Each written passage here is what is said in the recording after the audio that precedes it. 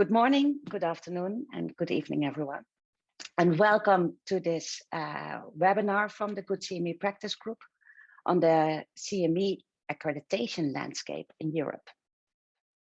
My name is Froukje Sosef, and I'm the medical director and a co-founder of Courtuet, which is a company in independent medical education.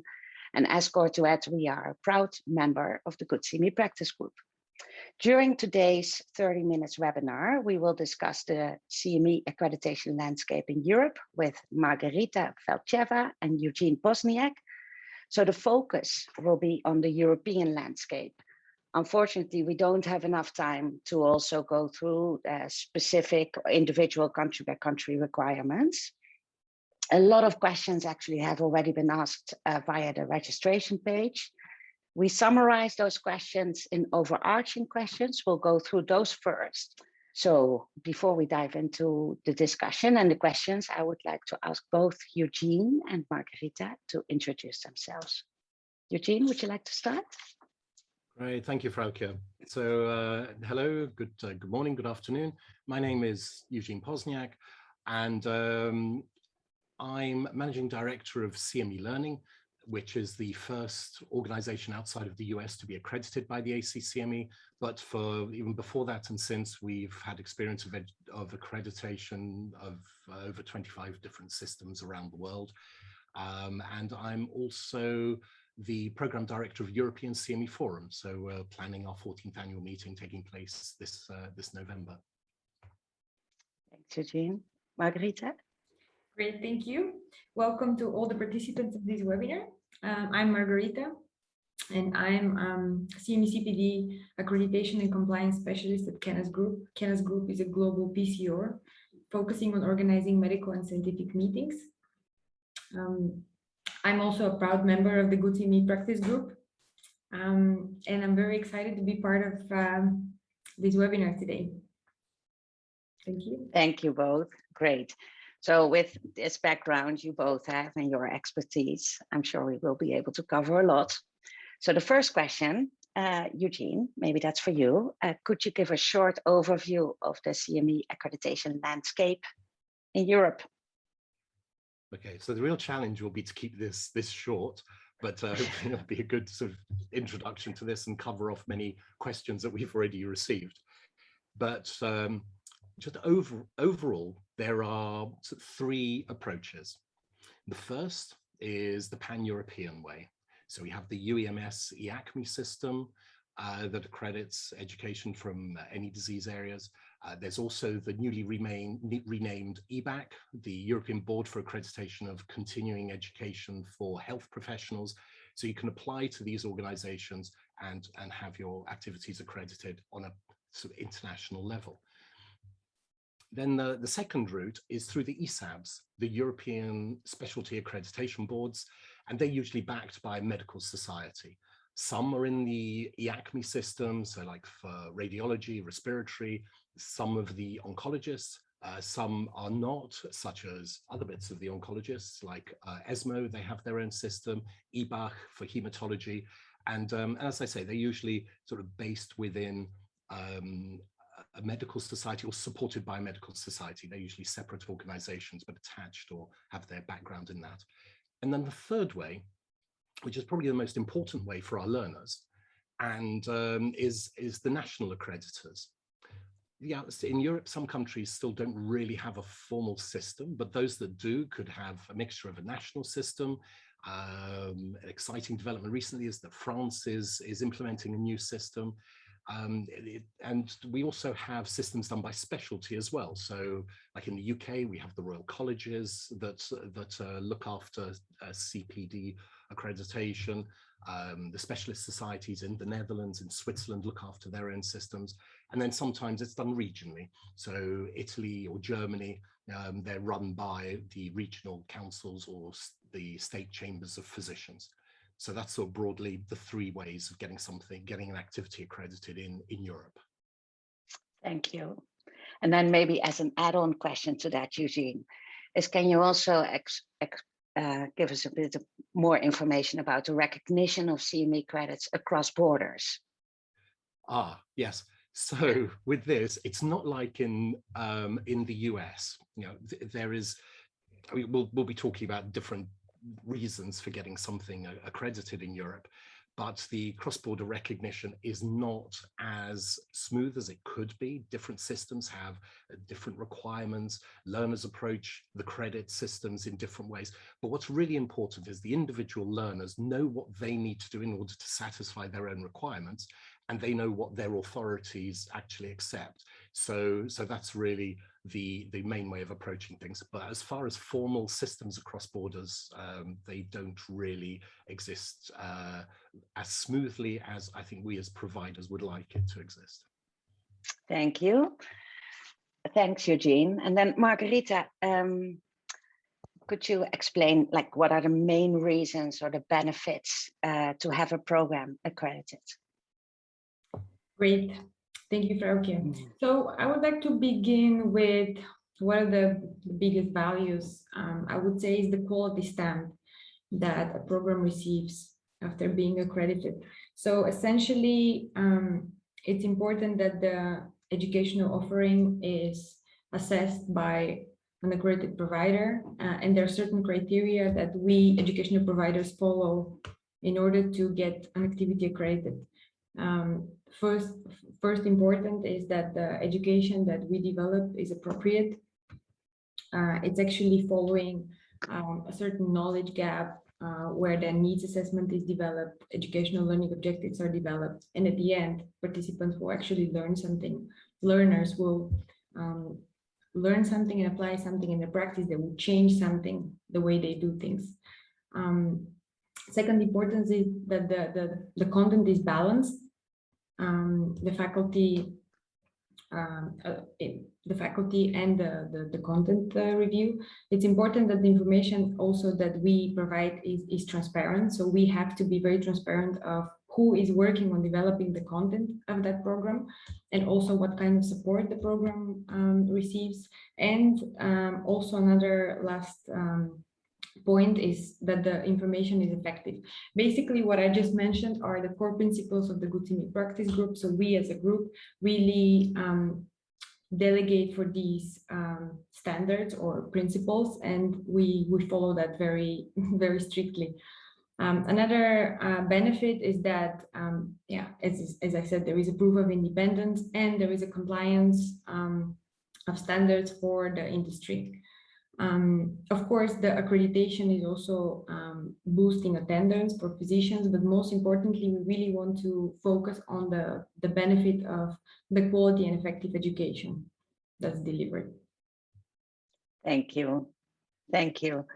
And Eugene, maybe Margarita already alluded quite a bit to sort of the requirements for accreditation. Is there anything else, or do you have like a short list that you normally use for like that a program has to have these elements in place in order to get accredited? Yeah, so on the whole, actually, it's just as Margarita was saying, it's important to point out that in Europe, we have an event-based accreditation system, so that you need to have developed the education already before you can apply for accreditation. The accreditors also check whether the organization submitting the request or organizing the activity is compliant under their system. So yeah, Margarita sort of mentioned some sort of good practices there, but we need to recognize also their accreditation systems that allow non sort of gCMEp members, let's say, non-compliant organizations within our usual setting to be having their activities accredited, like medcoms agencies, even drug companies. In UK, drug companies can get their own activities accredited. So that's not necessarily within the scope of CME in our discussion.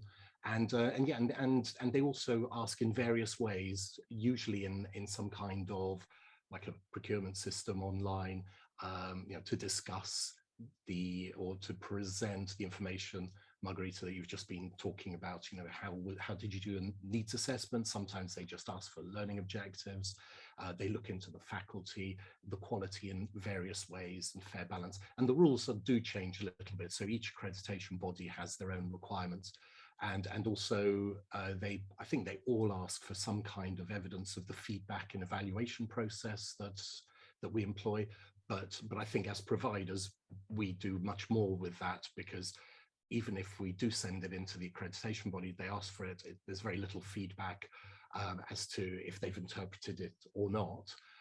They just want the reassurance that the provider is asking the learners, whether it's a knowledge test or a multiple choice quiz, or quite a few of them now are asking for sort of level 4 outcomes, asking the learners to reflect on what they've heard and actually say what they might do as a result of their participation.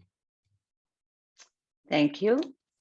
So if we talk about programs, educational programs, of course, there are face-to-face and online educational programs, more online programs with the pandemic. So Margarita, in your view, what are the main differences when it comes to accreditation between sort of a face-to-face program and an online educational event, or an online program, I should say? Yes. So before I answer that question, I think it's very important to emphasize on one important aspect here. So we do have face-to-face events, which for the 1.5 years now are all transformed into virtual events, which are still live virtual events, which are happening at a particular time on a particular day. And there is the online education that's more of an enduring format, that is online course developed where people join whenever they can. There is the education at the end. If that's accredited, they get a credit, right? So there is a difference between these two. So when we speak about face-to-face and online, which is more or less the same, the criteria or the requirements for the accreditation are more or less very similar. What differs though is the timeline for approval and submission. So for example, for over the last 1.5 years, the European Accrediting Council for CME, they have introduced a new timeline for submission of an accreditation application, which was reduced from 12 to 7 weeks. And this will be the case until the end of 2021. So with regards to the other accrediting bodies in Europe, EBAC accredits their accredits their applications in about 1 to 4 weeks, and also in Germany, an application can be accredited between 1 or 2 weeks, and the submission time is between 2 and 6 weeks.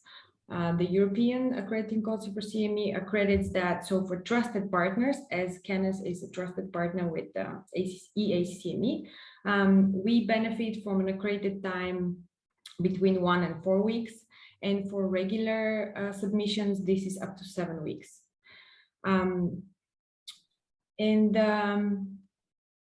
Another thing I wanted to mention is that due to the time of the pandemic, the European Council for CME has developed the opportunity for providers to submit an application for COVID webinars, which are accredited within a week. So if a webinar is specifically dedicated to a COVID topic, this can be submitted 1 week prior to the event, and then it's accredited for that week. And this also will be possible until the end of 2021. Good overview, Margarita. Thank you. Thanks. So we'll now move into the questions that are being submitted, and some other questions we have as well. But maybe let's go to the questions in the chat first. And I don't know, Eugene, apologies if I put you on the spotlight, but one question is specifically for you is what happened to the efforts of the US-based ACME to penetrate the European market, is a question that was raised. Oh gosh, okay. I don't think, what, the ACCME in Europe, I don't think they're actively penetrating the European market in this way. But especially in COVID times, so much education now is global. People can attend activities, events online, and of course the AMA credit is recognized, throughout Europe and across the world. It is sort of the gold standard in CME currency. So there's probably a raised awareness of the AMA credit in Europe. Yeah, of course, we have been accredited under that system, and then there's a second organization as well in Ukraine that's been accredited now, and so we're seeing more interest in this. And actually, I've just seen a question that's come up in the chat. Can I cover that as well, Froukje? Yeah, there's a question about informal learning and workplace learning and things like this. And actually, this is something that is an attraction for developing education under the ACCME system, because you can actually use these different styles of education formats, as long as it's packaged in a compliant way, as long as it's developed according to the standards, it can be certified for credit. And this is really important as we move into the digital age. The digital literacy of our learners is increasing, to acknowledge that people are accessing their education in the digital way, but also at the point of care, talking to colleagues, whether it's in informal meetings. And it would be excellent to see the European accreditors encompassing these novel types of education, novel for us here, and make it accreditable under European accreditation systems. Thank you. Thanks, Eugene. Then another question which came in through the chat is actually it's similar to a question we also received upon registration, which is, does CME attract visitors? So do CME credits, are they necessary for all physicians in Europe to maintain their license? Does it attract visitors? Just the credits itself. So on top of the quality stamp that you just discussed, Margarita. Right, so physicians do need credits in order for them to keep their license and practice, right? So I think overall in Europe, I'm not familiar with the particular requirements of each country, because there are so many different countries. Every country there have their own requirements, but more or less they have to claim a certain amount of credits, let's say 250 credits for a period of 5 years, etc. So what we have seen is that over the last 1.5 years, participants are interested whether the event is CME accredited, more for the fact that the content is reviewed by specialists for that quality stamp, rather than actually claiming that CME credit. Mostly because there are so many activities out there that are CME accredited that participants can choose from. So at the end, they would go for actually something that's of really reviewed and of high quality, rather than the actual credit currency. But indeed, just to answer the question briefly, yes, physicians need CME credits, but I guess it's up to them to choose where they can get them from. Thanks, thank you. And another question relating to sort of, the pandemic, more online, or moving now into hybrid meetings, once face-to-face meetings are really taking place again. So maybe this is for Eugene. How do you see the landscape changing as more meetings are moving towards hybrid meetings? Yeah, I mean, and it's been a real huge shift in the way that we're seeing education being presented to our learners. And I might cover another question as well, of something that we've seen over the past couple of years, is that there's a lot more education that is being presented now, whether it's accredited or not. Quite a few national systems said, let's put CME on hold while the pandemic hit. So the credit became even less important, but the amount of education increased. And so the importance of hybrid meetings will be there. So it'll be great for accreditors to be able to accredit those activities. But we're seeing also a lot more unbiased, balanced education coming from drug companies as well. So actually, someone's asked a question about the volume of accredited activities versus company-led activities in Europe. And I think that accredited activities have been getting smaller because the learners just want good education from the easiest source that's best presented. And we've seen from all the accreditation bodies that the number of accredited activities has fallen. However, there's no shortage of education, as Margarita is saying. So I think that ratio is changing, and we're seeing a shift in provision of education in Europe.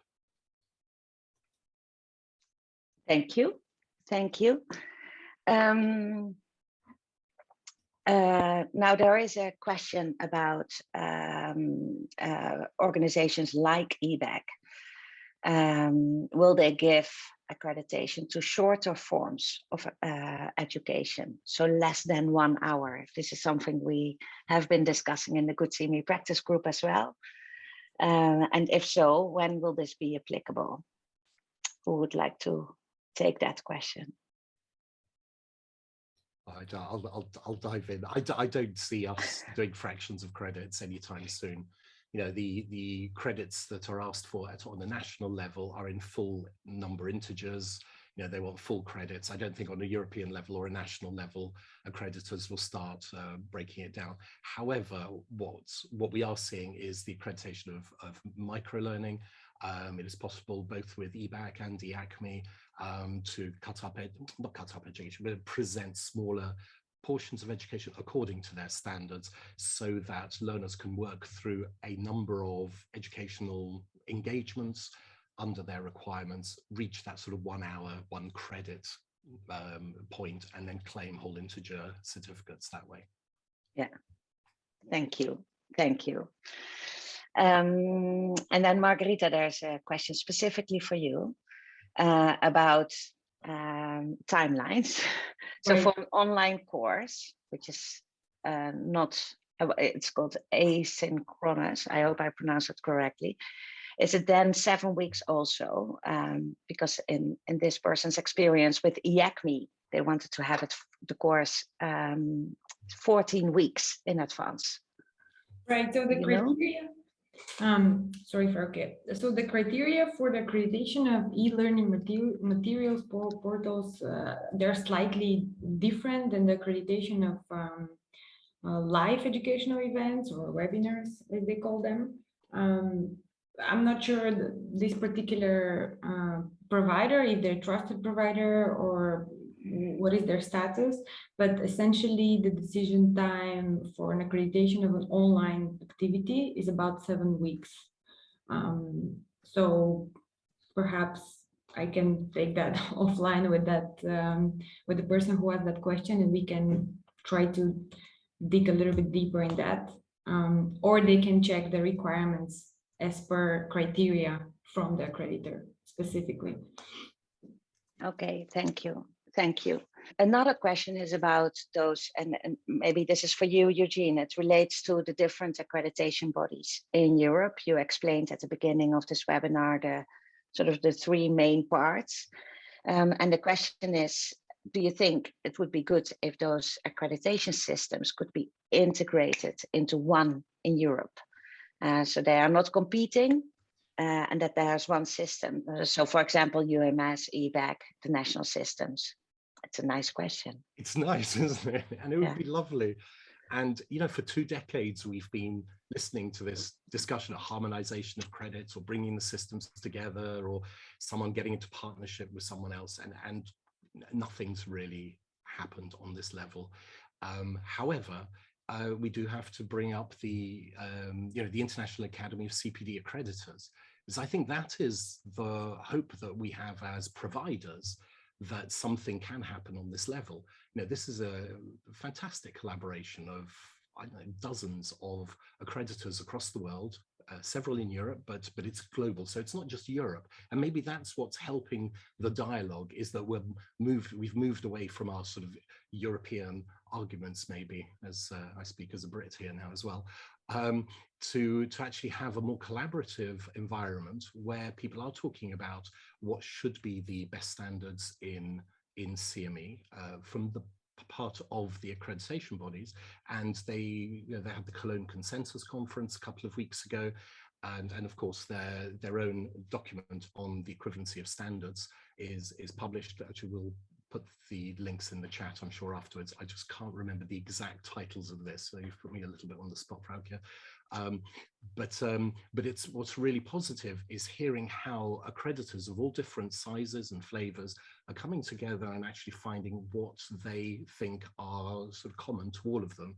And I'm hoping that from this we will have more standardized standards for CME accreditation in Europe, and from that for there to be a credit that is recognized, that is really truly global as part of this international collaboration. Thank you. Time goes by really quickly during this webinar, and I know there are a lot of questions, but we're almost at the 30 minutes. There's one final question though I would like to ask both of you, which would be your one key takeaway regarding CME that everyone should be aware of, like in 2 or 3 sentences. Well, shall I start? Go ahead. Just sort of thinking about this, you know, I mean, what we've seen is that the CME landscape in Europe is constantly evolving.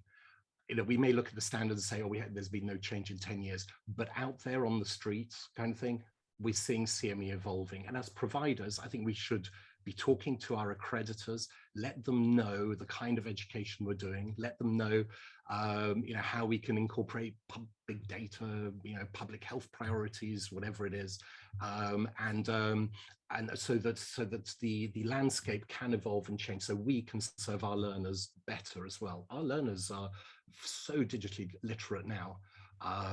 You know, and the way they're consuming education is completely different to what it was 5 years ago, even a couple of years ago.